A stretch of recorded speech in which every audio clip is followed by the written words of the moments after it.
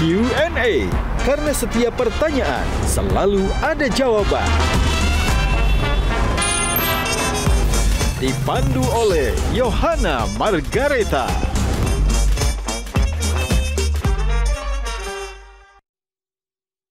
Dipersembahkan oleh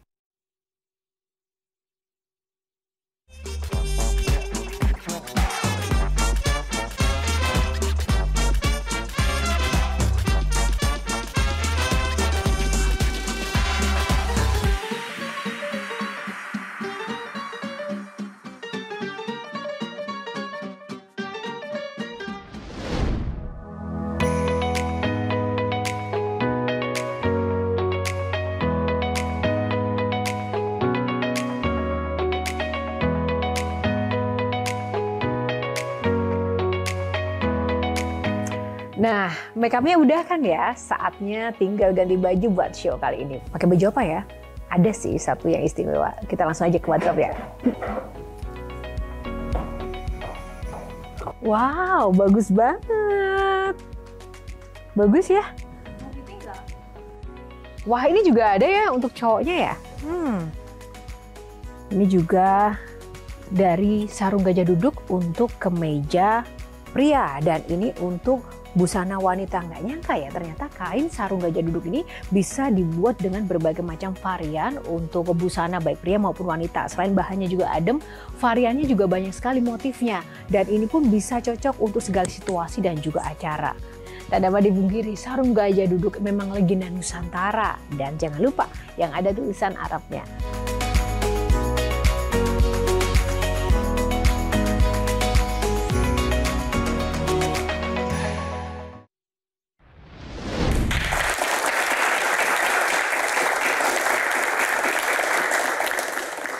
Halo pemirsa, apa kabar Anda? Semoga semangat dan juga sehat selalu. Jumpa lagi bersama saya Yohana Margareta dalam program super spesial Q&A Metro TV. Karena setiap pertanyaan selalu ada jawaban. Ya pemirsa, kali ini memang sangat spesial sekali. Kenapa? Akan banyak kisah inspiratif untuk Anda dan kita semua. Nah, satu hal nih pemirsa, sebaik-baiknya manusia adalah orang yang paling bermanfaat bagi manusia lainnya. Nah, begitulah ungkapan yang selalu dipesankan oleh sosok filantropi Indonesia yang satu ini. Nah, dia kan dibilang orang kaya di Indonesia. Apakah benar dan bagaimana ia menjalani karir dan juga kehidupannya, apakah seenak pandangan mata kita?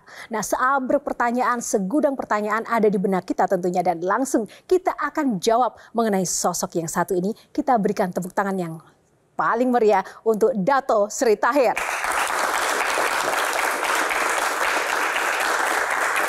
Pak Tahir, apa kabar? Baik, Joanna. Ada yang bilang bahwa Pak Tahir itu orang kaya yang nggak suka orang kaya. Kenapa, Pak? Pertama, saya disebut orang kaya itu kurang tepat. Kenapa, Pak? Karena memang definisi kaya kita harus jelaskan dulu, harus setuju antara you sama saya nih. Okay. Apa artinya kaya itu dulu? Bagi Pak Tahir, kaya itu seperti apa? Ada a lot of aspek ya. Ada orang mengatakan kaya itu karena punya deposito. Ada orang kaya di dalam knowledge. Ya. Ada orang kaya dalam kebaikan. Ada orang kaya di dalam teknologi. There's a lot of aspek. Ya. Jadi kita harus clear dulu. Joanna, hari ini kita kaya, in what sense kaya? Kalau gitu enaknya diganti apa ya? Istilah kaya itu, Pak? Saya kira sederhana aja, Joanna. As like you, sederhana aja. You senang dipanggil apa nih? Orang cantik? Tidak. Why? Ya kan masa jawab iya. Tapi Yeah. Pak Tahir juga dibilang bagian dari 9 naga. Naga urutan keberapa sih, Pak? Saya tahunya tahun ini tahun naga. Ini yang saya tahu. Tentang 9 naga, sebetulnya saya tidak mengadakan penyelidikan lebih detail. Ya. Saya tidak tahu siapa aja 9 naga itu. Oke, baik. Ya. Tepuk tangan untuk Pak Tahir. Terima kasih sekali lagi Pak Tahir udah datang di Q&A. Nah, ada 9 box. Dan nanti silakan untuk memilih box nomor berapa yang akan dipilih. Di dalamnya akan ada topik-topik menarik yang akan kita bahas bersama. Bapak pilih nomor berapa? Yang pertama. Saya pilih 7 aja. 7, sempurna. Oke, kita buka box nomor 7. Filantropi. Tepuk tangan dulu untuk box ini. Pak, menjadi seorang filantropi itu apakah memang harus punya modal uang yang banyak ya, Pak? saya merasa tidak punya kualifikasi dan bagi saya terlalu mewah untuk dinamakan filantropik. Mungkin saya pakai kata yang sebagai human saya lakukan suatu kewajiban sebagai manusia. Saya kira itu lebih comfortable untuk saya.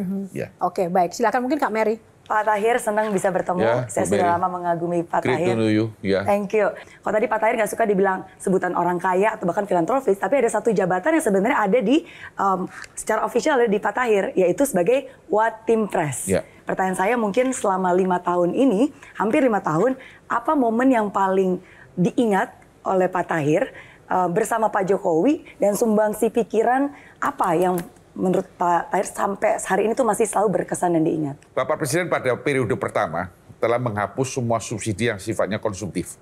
Ya, jadi subsidi perlu, tapi ditempatkan di produktif.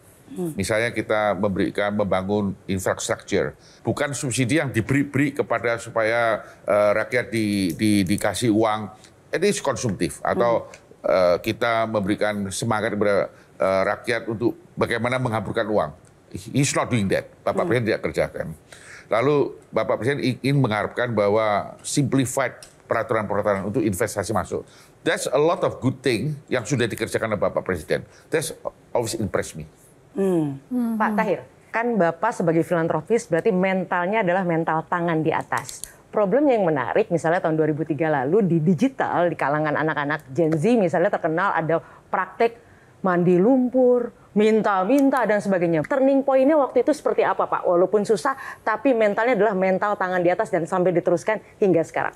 Jadi tahun 2016,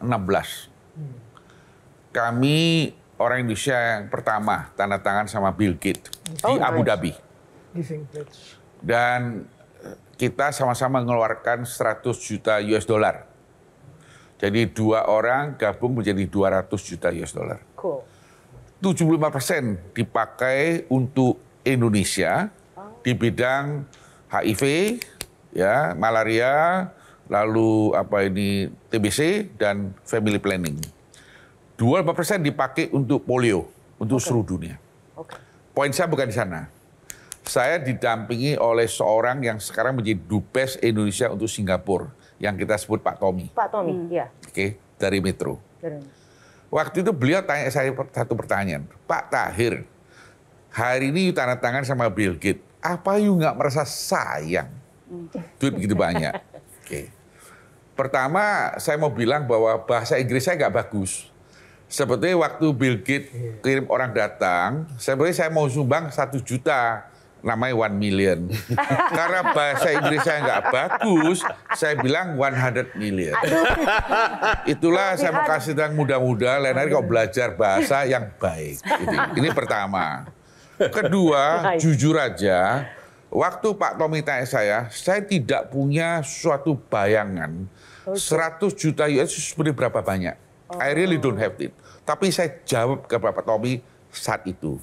Saya bilang, Pak Tommy, saya merasa hari ini paling sukacita. Kenapa? Waktu saya muda, saya lihat TV itu, saya lihat itu loh, banyak anak kecil yang busung lapar ya, yang tinggal tulang. Ya. Itu saya umur kurang lebih mungkin 10 lebih. Hati kecil saya mengatakan demikian. Saya bilang kalau satu hari ini saya punya uang, saya akan membereskan kelaparan itu. Dan saya bilang Pak Tommy, hari ini Gusti Allah telah memberikan saya kesempatan itu. Jadi saya merasa sangat sukacita. Masalahnya, waktu keluar duit saya baru tahu kok 100 juta itu banyak. Oke, Kang Maman. Ketika Bapak menandatangani Giving Pledge itu, saya bertanya ke mertua saya yang cukup dekat dengan mertua Bapak. Kok ada orang Indonesia yang mau menyerahkan setengah hartanya kepada orang lain? Lalu dia mengatakan bahwa bagi kami yang orang Madura, karena kami tahu sejarahnya Pak Tahir, itu hal yang biasa saja. Karena beliau dari kecil juga sudah biasa merasakan penderitaan. Karena Bapak cuma anak seorang pengusaha beca. Tidak pernah Gusti Allah memberikan kita hak milik apa yang kita miliki. Ya. Ini harus setuju dulu Pak.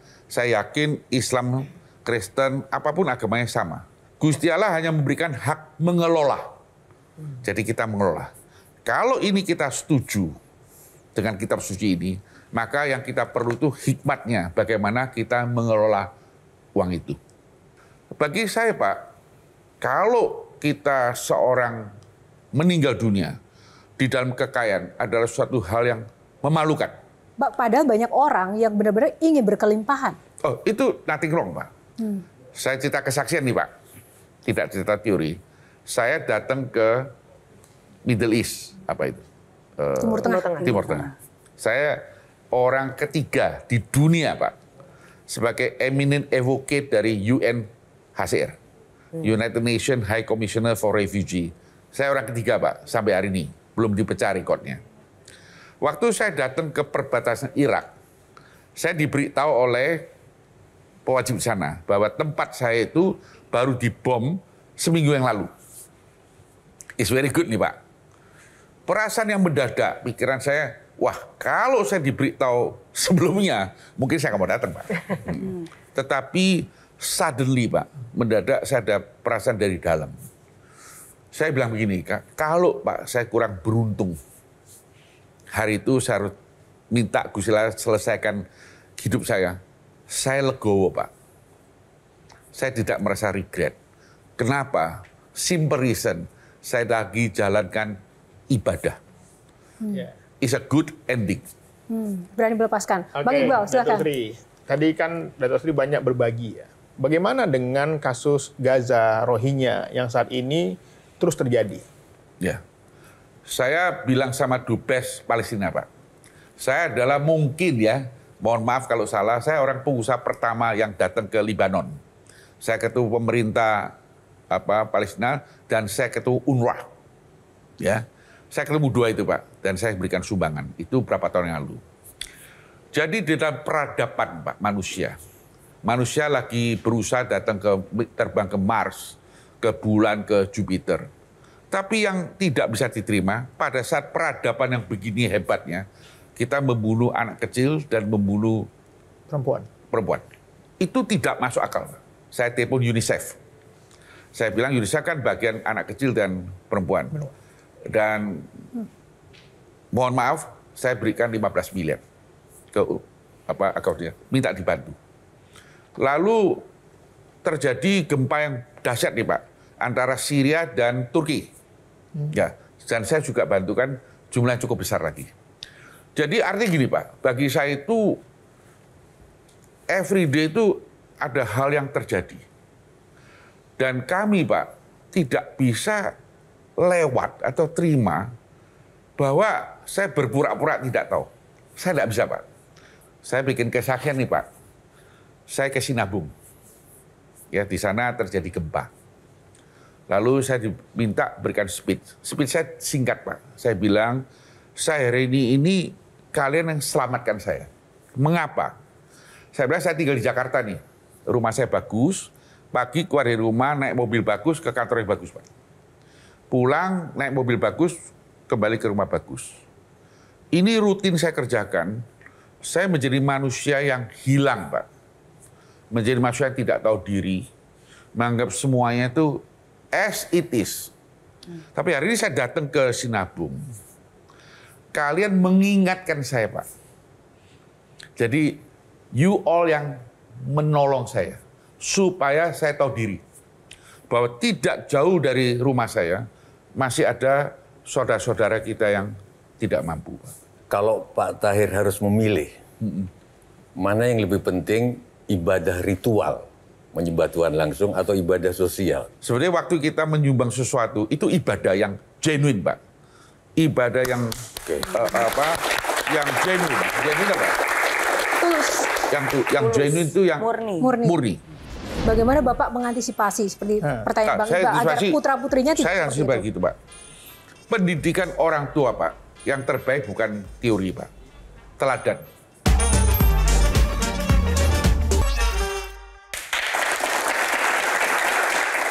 Silakan box kedua, Bapak pilih nomor berapa, Pak? Karena bulan 3 baru ulang tahun saya pilih 3 aja ya. Oke, bulan 3. Saya Aries. Oh, pas nih Aries. Life, love, rock. Oke, Kak Mary silakan. Oke, thank you. Pak Tahir, saya sempat nonton komentar Pak Tahir, cerita tentang habit, kebiasaan. Pak Tahir bangun pagi, jam 4:30 udah bangun, aktivitas, bahkan malam pun tidurnya lebih cepat biasanya. Jam 8:30 sudah tidur, jam 9 juga sudah tidur. Oke, dan Pak Tahir menyebutkan, bagi saya hidup itu nggak ada excitement, datar-datar aja. Nah, justru yang saya ingin tanyakan, hidup itu kan harus dinikmati. Apalagi ini life, love, ya kan? Love and love. Bagaimana cara Pak Tahir menikmati hidup kalau itu semua datar-datar aja? Good. Tiap kali saya berikan kuliah umum, baik di universitas maupun di umum. Manusia yang paling rendah, kelas yang paling rendah itu orang Barat. You harus hidup sesuai kesukaan, you punya hobi apa, you punya preference apa gitu. Ini orang bule pikiran gitu. Be yourself lah, gitu. Saya tidak setuju. Kenapa Pak? Bukankah selama ini tuh bahkan kita sering dikasih taunya ya, you punya hobi gitu. Ini, you punya passion ini, you punya favorit ini. Saya bilang enggak. Hidup itu bukan karena passion. Hidup itu adalah sebuah responsibility, tanggung jawab. Waktu kita lahir jadi anaknya orang. Kita sebagai tanggung jawab sebagai anaknya orang. Waktu kita masuk sekolah kita jadi murid. Kita punya tanggung jawab adalah untuk sekolah, untuk pendidikan. Jadi every position itu punya tanggung jawab. Problemnya manusia seneng statusnya, tidak seneng tanggung jawabnya. Saya ambil contoh nih, satu hari saya ada direktur saya datang ke tempat saya Pak. Dia bilang dia mau cuti 1 bulan. Saya tanya why? Saya mau rilis, saya banyak. Healing. Yeah. Saya stres. Gitu Pak. Saya bilang oke, good. Yuk ikut saya nih ke jendela Pak, saya kan di atas ya Pak ya, gedung. Saya kasih dia lihat. Itu bawah ya, banyak ojek Pak. Saya bilang, yuk kalau nggak percaya, turun ke bawah, tanya tukang ojek. Dia ngerti nggak istilah stres? Dia tidak ngerti. Dia ngerti cuma satu, kalau hari saya tidak tarik ojek, saya tidak bisa bawa uang pulang, dapur saya tidak ngepul Pak. They only know responsibility. Dia tidak punya luxuries, Pak, mengatakan saya stres, saya lagi pressure, bla bla bla. Dia tidak punya kemewahan itu, Pak. Kalau gitu Pak Tahir, apa tepatnya yang Pak Tahir katakan kepada putri Bapak? Ketika dia punya hobi di film, tapi harus meneruskan, harus bikin usaha karena kalau nggak salah, usaha itu tanggung jawab. Hidup bukan soal hobi. Ya. Tepatnya gimana ngomongnya? Saya tegur dia, itu anak kedua, Pak. Ya. Yang sekarang main podcast itu, Pak. Aktris, ya. Waktu dia lulus, saya bilang, yuk kerja di saya punya satu bidang usaha. Dia bilang, nanti dulu Pak, ini bukan hobi saya. Saya tahu hobi dia Pak, dia senang perfilman gitu. Sekarang dia udah lulus. Saya bilang, no, you hanya taat kepada saya punya omongan. You kerjakan. Dia bilang, dia ancam saya, kalau kerjaan saya nggak bagus, you jangan tegur. Oh, oke, you tegur. One day dia marriage Pak. One day dia punya anak. Sekarang nih Pak ya, usaha yang dia pegang, kalau saya telepon dia, Grace, saya orang tua saya mau bantu. Oh, enggak usah. You nggak usah ikut campur. Why, Pak? Dia sudah mulai tahu bahwa I need career. I need some money untuk build up saya punya anak-anak. He changed, Pak. She changed. Dia sekarang tahu tanggung jawab itu jauh di atasnya hobi dia. Pak, saya mau tanya. Oke, Kak Devi dulu, Kak Devi. Karena tadi Pak Tahir belum menjawab pertanyaan saya, Pak. Kalau gitu, sorry. Bagaimana cara Pak Tahir menikmati hidup kalau gitu, Pak? Oh, saya sangat nikmati hidup. Sangat. Pagi saya bangun, enggak sepagi 4:30, jam 5 saya bangun. Saya disiapin makan pagi itu pagi sekali. Pembantu rumah tangga, jam 5:30 saya udah makan. Dan di jalan ada koran.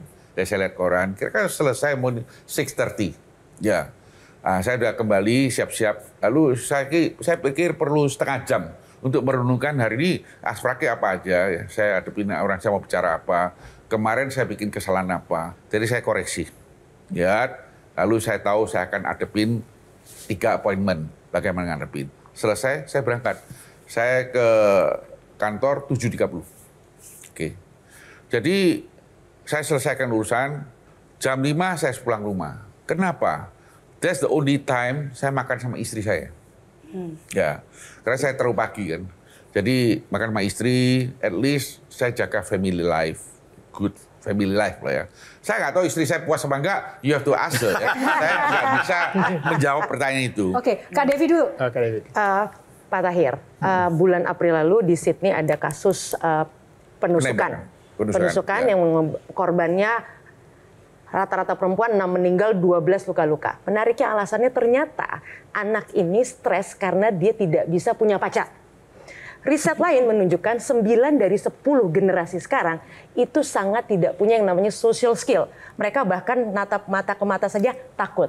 Tapi riset lain lagi, riset global lain menunjukkan 70% anak-anak sekarang bermimpi menjadi sultan seperti Pak Tahir. Boleh dibocorkan, sebenarnya soft skill seperti apa sih yang harus dimiliki agar mereka bisa sukses, tadi punya kehidupan yang paripurna seperti Bapak? Mohon bocorkan, Pak. Sepertinya saya tidak punya bocoran, tapi begini. Dengan teknologi maju, banyak contoh-contoh orang kaya mulai timbul. Ya. Oke. Mark Zuckerberg ya, mendadak kaya. Yang penimbunan kekayaan itu yang di luar sejarah manusia. Yes. Saya tidak bisa paham mengapa. Ini membuat suatu pengikut anak muda sekarang, oh kita juga gitu. Kita 3 tahun kerja, apapun yang kita kerjakan, setelah itu kita pensiun. Sekarang sudah menjadi tren ini. Dan selalu saya ditanyakan, it's real problem. Ini bukan problem saya, juga bukan problem Indonesia, it's a problem, the whole world problem. The civilization ya. Jadi sekarang kita ini, generasi yang akan datang ini, ditunjukkan tontonan demikian. Satu pihak orang begitu kayanya, satu pihak orang bisa bertindak seenaknya. That's a problem. Saya tidak ada jawaban. Harus tanya sosiologi yang lebih mengerti. Tapi bagaimana mungkin Bapak memberikan mungkin saran untuk menghadapi dua pemandangan yang sangat ekstrim berbeda tadi, Pak? Ya, saya cuma bisa bilang bahwa orang tua sekarang juga untuk mendamping anak juga sangat jarang. Padahal saya pernah baca Reader Digest, ada satu ayah mengatakan bahwa rumah besar satu hari saya bisa kerja, bisa dapatkan. Saya bisa dapat mobil, tapi mendampingi anak tidak akan kembali. Jadi saya merasa bahwa sekarang punya anak ini kadang-kadang kurang didampingi oleh orang tuanya. Maybe itu menurut saya salah satu risetnya. Indonesia peringkat ketiga sebagai negara dengan fatherless, nggak ada ayah. Apa yang Pak Tahir lakukan saya pada anak-anak? Saya tidak ada jawaban. Saya tidak ahli di bidangnya. Oke, nah, kalau sekarang kita melihat fenomena banyak konglomerat ketika dia wafat, anaknya berkonflik, berebutan harta, saling mengadukan ke pengadilan.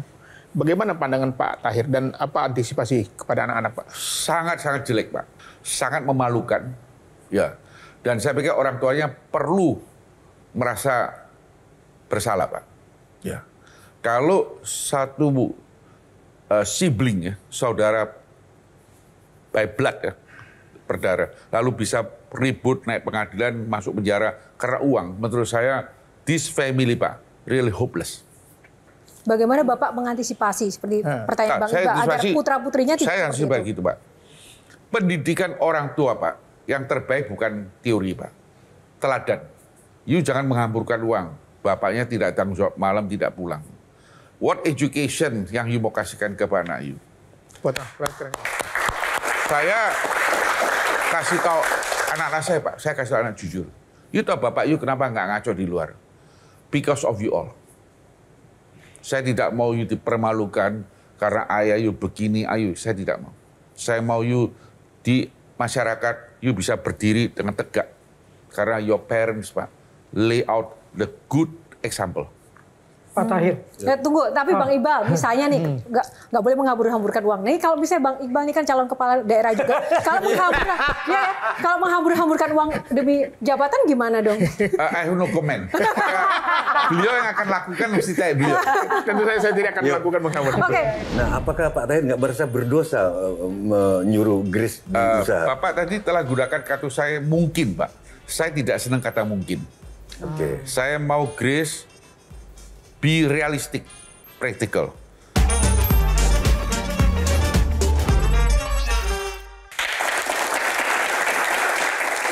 Silakan Pak Tejo. Sorry Kang Maman. Bukankah kalau orang itu bekerja atas dasar passion, atas dasar hobi, jauh lebih berguna untuk dunia? Sorry, kalau Grace, putri Bapak tadi, nggak berusaha tapi bekerja di film, mungkin bayangan saya Kang Maman akan buat lahir film besar. Nah, apakah Pak Tahir nggak merasa berdosa menyuruh Grace berusaha? Bapak tadi telah gunakan kata saya mungkin, Pak. Saya tidak senang kata mungkin. Oke. Saya mau Grace be realistic, praktikal. Yang paling nyolok Pak sekarang, saya nggak boleh ikut campur lagi usahanya Pak. Dia bilang, Pak, yuk nggak usah repot-repot, I can handle it. Mengapa? Dia mulai tahu bahwa ini adalah mangkok piringnya. Dia perlu kembangkan mangkok piring ini. Mohon maaf Pak, kalau kita dasar hobi Pak, saya pindah Jakarta nih Pak, jadi mantunya orang kaya, namanya Mokhtar Yadi. Tetapi Pak, saya buka jualan kalengan makanan di Gang Ribal Pak. Ya, saya jualan. Bapak tanya hobi saya? Enggak Pak, hobi saya mau jadi orang kaya Pak. Habitat saya adalah orang tidak punya Pak. Hari ini, apapun saya punya kedudukan, saya tetap kembali ke habitat. I never change Pak. Saya tidak mau karena uang saya berubah manusianya, saya tidak mau. Dari tadi Bapak bicara istri, anak. Ya. Bagaimana dengan ibu Bapak Ya. yang sekarang sakit? Ya. Dokter kasih tahu saya 20%. Hidupnya tinggal 20%.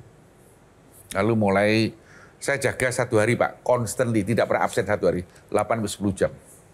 Saya jaga di rumah sakit. Rumah sakit boleh jadi kesaksian. Kenapa Pak? Saya terus ingat mulai flashback. Ibu saya besarkannya susah sulit Pak. Penghinaan, dia banyak terima. Just for me. Jadi saya punya doa sama Gusti Allah begini Pak. Saya bilang, kalau putra saya dan adik saya bilang gini, Tahir, you harus relakan. Dia sudah tua kok, umur 92. You harus relakan dong. Oke kok, you have done all the good thing for your mother. Saya bilang, no. Asal ada 1% chance untuk bertahan, saya pertahankan. Dan saya bilang ke istri saya bilang, I don't mind ya, to change my life to my mom. Kenapa Pak? Kita ini sampai hari belum bisa membalas kebaikan orang tua. Ya, kita ada satu foto yang kita tampilkan. Ini adalah your mom ya Pak Tahir. Nah, apa sih yang mungkin Pak Tahir mungkin belum sempat harapan dari ibu khususnya ke Pak Tahir mungkin belum sempat Ibu saya diwujudkan. udah 6 bulan koma ya, udah 6 bulan koma. Saya cuma pingin asal beliau bisa bangun nih Pak. Saya cuma mau ucapin satu kata aja. You know, we really love you so much, Mother. Itu yang dulu kita tidak sempat kasih tahu dia. That's it. Pak Tahir izin tanya. Tadi Pak Tahir mention bahwa Pak Tahir nggak suka yang namanya kemungkinan. Harus realistis. Oke? Nah, tapi at the same time, sebagai seorang pebisnis pasti kita harus take risk. Dan tadi baru saja Pak Tahir juga menyebutkan contohnya ibu Pak Tahir, walaupun cuma punya 1% aja. Berarti kan sebenarnya lebih tidak mungkin, lebih banyak tidak mungkinnya. Tapi itu tetap diperjuangkan. Jadi di mana batasnya kapan menjadi realistis dan kapan tetap punya hope. Dan kalau untuk ibu saya, kemungkinan. selama masih bisa napas, saya akan pertahankan. Dulu kan saya nggak pernah peluk ibu saya mukanya, sekarang saya bisa. Karena dia nggak begitu sadar kan.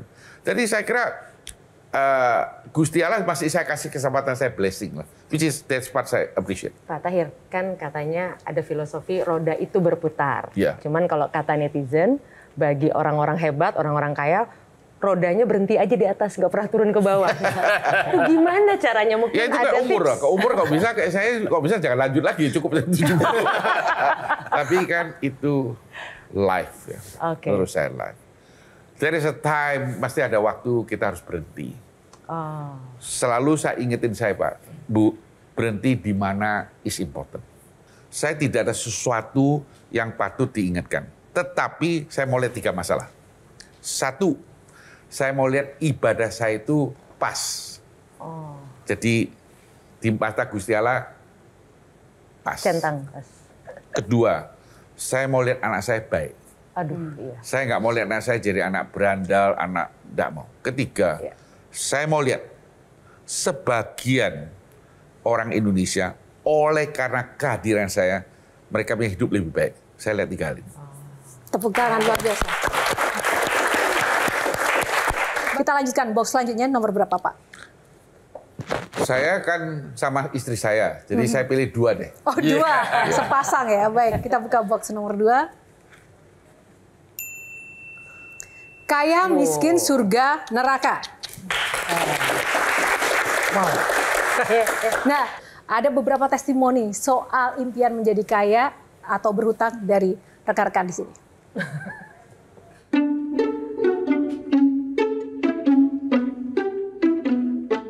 Aku pilih kaya dan berhutang. Kaya tapi berhutang.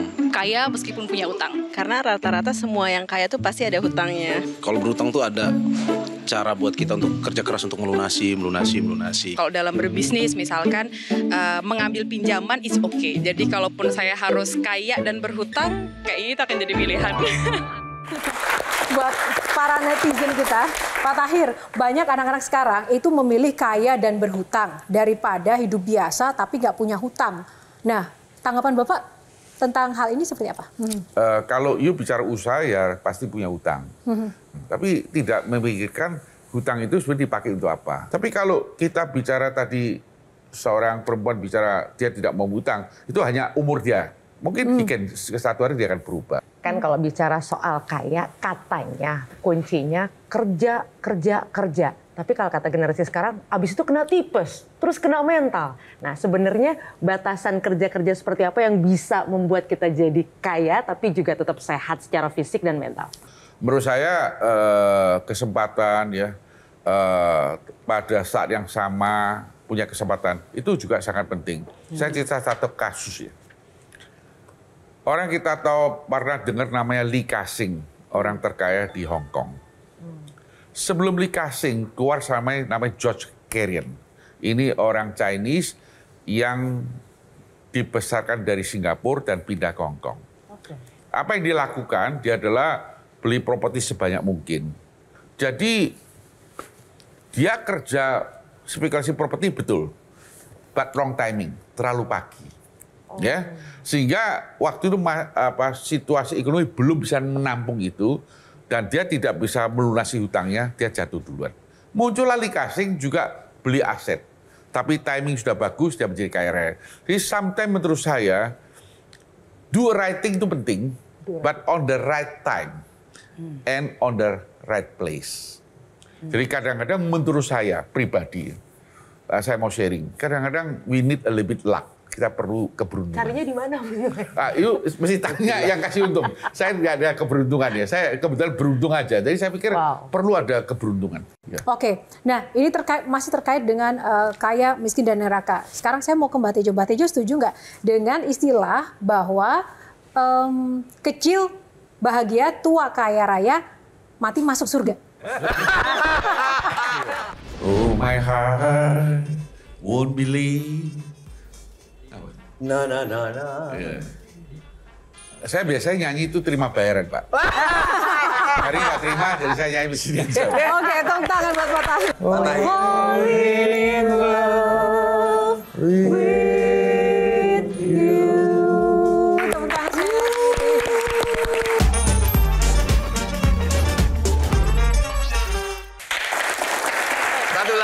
Satu lagi. Oke. Salah satu guru yoga saya bilang, kekayaan itu seperti memori. Duit di bank, deposito kayak memori. Ketika you suatu pagi minum kopi, di mana yang harganya 50.000, harta yang sangat relevan buat kamu saat itu hanya 50.000 itu. Yang lain hanya memori. Western sama Eastern, Pak. Cara memandang harta itu totally berbeda, Pak. Orang Western mengatakan uang yang dikeluarkan itu adalah uang dia. Yang ditinggal bukan menjadi uang dia. Orang Eastern tidak. Kalau saya keluar uang, itu bukan uang saya lagi. Yang ada di bawah bantal saya itu baru uang saya. Ini mempengaruhi, Pak, the whole behavior. Sehingga orang Amerika, Pak, culture begini. Anak umur 17, you harus keluar. Saya hanya memberikan pendidikan terbaik. Setelah 17 harus berjuang. Ada akibatnya plus minus, Pak. Hubungan orang tua sama anak tidak dekat di negara barat, Pak. Karena anak merasa sudah umur 17, oke. Panggil nama bapaknya pakai nama. Bapaknya juga merasa oke, you harus berjuang sendiri. Nah, di Timor merasa kalau uang saya habiskan itu bukan uang saya lagi. Yang saya tinggal adalah uang saya. Sehingga di Tiongkok, Pak, ada satu cerita bahwa di satu desa ada orang kaya di sana. Dia menghitung uangnya, tahu-tahu dia nangis, Pak. Orang tanya, uang kaya kok nangis? Dia bilang, saya udah hitung ya, cukup sampai generasi ke-13. Nah coba, nanti generasi ke-14 sama nggak miskin. Jadi itu cara berpikirnya. Tapi positifnya, hubungan keluarga di Eastern lebih erat, Pak. Karena anak itu digontelin, uang saya kasih anak. Jadi hubungan orang tua sama anak lebih dekat, Pak. Tapi kalau Western tidak, jadi plus minus, Pak. Pak Tahir yang mana, Pak? Iya, Pak Tahir. That's a good question, Pak. Nah, that's a good question. I don't have a fixed answer, Pak. Kita cukup untuk box kali ini, kita lanjut dulu. Selanjutnya Pak Tahir, pilih box nomor berapa? Bagi orang Tionghoa, Pak, itu dia punya satu nomor apa? Keberuntungan. Sakral, Pak. Sakral. Nah, itu nomor 8, Pak. Oke, nomor 8. Di setiap nomor ada filosofinya ya, Pak Tahir ya. Memori, melodi. Ya tentu saja untuk box kali ini saya tidak ingin bekerja sendiri. Saya mohon Mbak Tejo untuk membantu saya. Kita mau tebak lagu nih Pak. Bapak mengenal nggak? Nah, kalau Bapak kenal, Bapak wajib untuk menyanyikan sebait refrennya untuk kita semuanya. Setuju ya teman-teman ya? Tepuk tangan dan semangat buat Pak Tahir. Lagu pertama.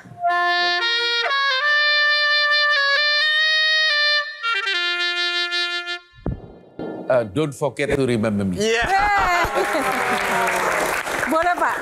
Makna lagu ini buat Bapak kenapa this berkesan? Is a very nice song. Atau Kenapa? dinyanyikan silakan Pak. Sedikit kita mau dengar Pak Tahir. Semangat dong buat Bapak.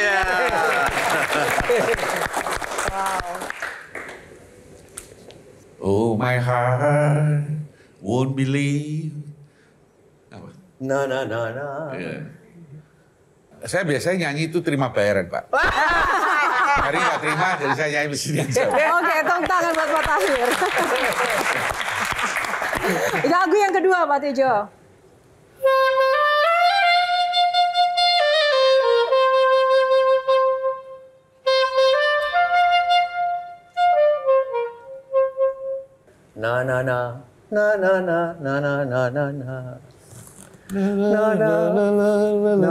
Oh, Beat ya, lagu itu sebuah nama. Itu lagu very nice song, Pak. Coba very Bapak nice nyanyi, song. Pak. Saya tahu dia bilang, mengapa hatiku pasti bergetar ya. Mengapa hatiku mesti bergetar. Ya, that's it, Pak. Bila ku sebutkan namamu ya. Yeah. Oke, that's very nice. Itu zaman saya, Pak. Nyanyi, zaman Pak. saya. Diminta nyanyi. Ada bisa, Pak. Saya itu abon, Pak. Pak Tahir romantis atau enggak sih? Sampai lagu ini? Actually, you have to ask my wife ya, Pak. Ya. Tapi baru tanya Pak istri Tahir, saya, Pak. Cuma istri saya bilang, you menguapkan cinta itu ada batasnya, jangan lebih ya gitu. Kalau lebih ke orang lain dia keberatan, Pak. Jadi, cukup sama dia aja. I think that's it. But I think sentimental romantic is a very good culture untuk seorang manusia, Pak, menurut saya. Masih ada satu lagu terakhir, silakan Mbak Tejo. Oh, ininya lepas gimana ini? Bentar. Lebih baik nggak nyala, Pak. Bentar apa ya?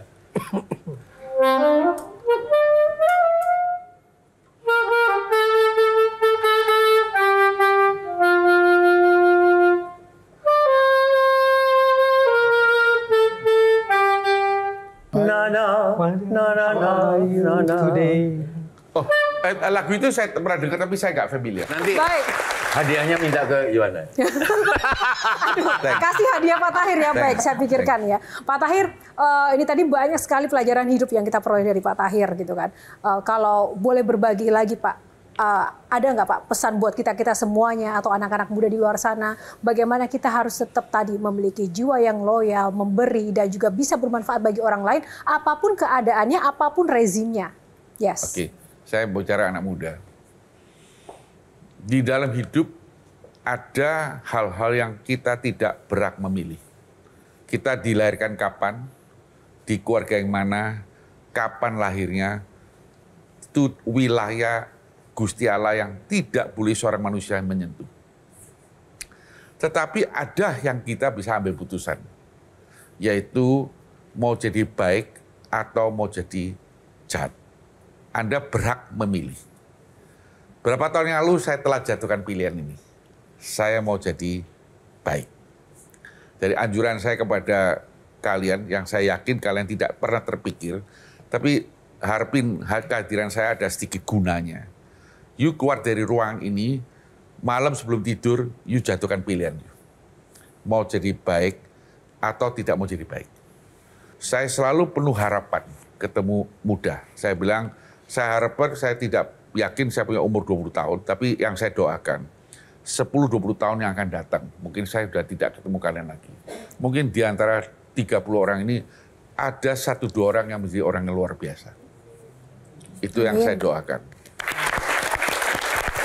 Baik. Gimana teman-teman, siap ambil keputusan malam ini? Ya. Kurang keras. Siap ambil keputusan malam ini? Yeay, siap. Terima kasih Pak Tahir untuk masukan buat teman-teman. Singkat saja, closing statement. Pak Tahir, sebelum hari ini saya lebih mengenal Grace, anak Bapak. Dari obrolannya saya sungguh mengagumi karena Grace itu sangat rendah hati.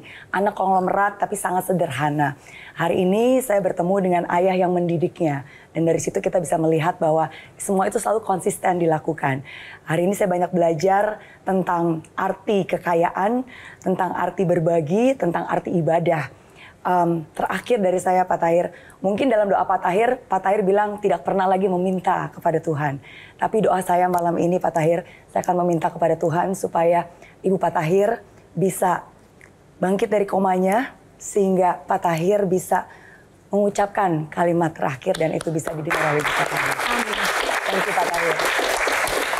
Terima kasih Kak Mary. Silahkan Kang Maman. Ada 2 poin yang saya lihat Pak Tahir. Kembali mengental kalimat kebahagiaan bukan tentang apa yang kita miliki, melainkan tentang apa yang kita beri. Itu terasa sekali tadi berkaitan dengan Mbak Sus Mary juga. Orang yang bercita-cita menjadi baik itu ternyata kuncinya satu. Orang yang mencintai ibunya. Dan saya tidak punya kesempatan itu karena ketika pandemi COVID, ibu saya cuma menelpon dan mengatakan, madu pahit saya sudah habis, Nak. Saya bilang nanti saya belikan. Sampai wafatnya saya lupa membelikan. Sehingga saya merasa kapan ya saya bisa menjadi baik. Karena orang yang sangat cinta ibunya pasti akan diberkati untuk menjadi orang baik. Dan mudah-mudahan pelajaran hari ini membuka pintu kembali kepada kita. 1% sekalipun kalau ibu kita tetap harus perjuangkan. Jangan menyesal seperti saya. Terima kasih. Terima kasih.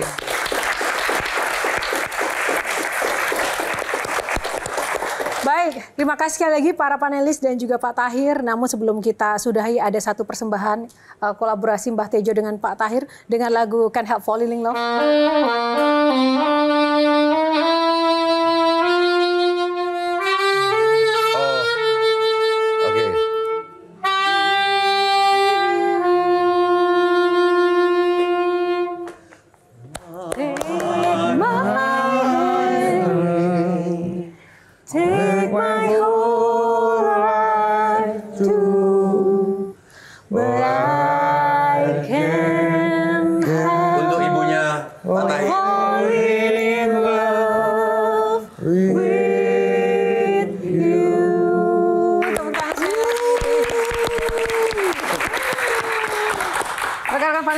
Teman-teman audiens, terima kasih dan terkhusus tepuk tangan paling meriah untuk Pak Tahir.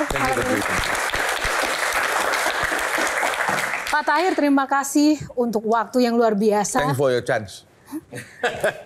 Yang pasti kita semuanya di sini mendoakan untuk Ibu Pak Tahir so pulih, ada mujizat untuk kesembuhan beliau dan bisa berkumpul bersama keluarga.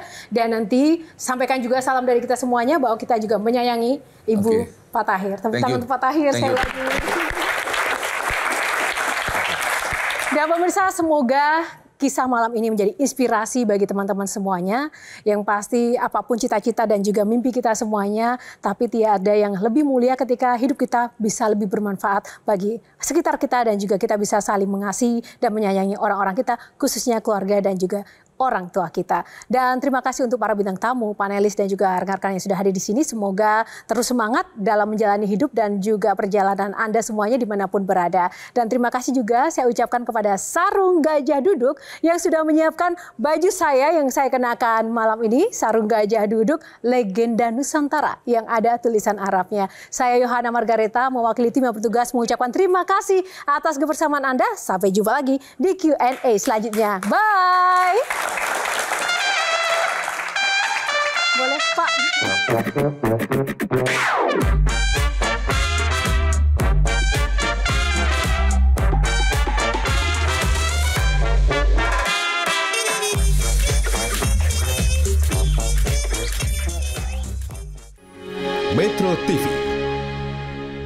Jelajahi cara baru mendapatkan informasi. Download Metro TV Extend sekarang.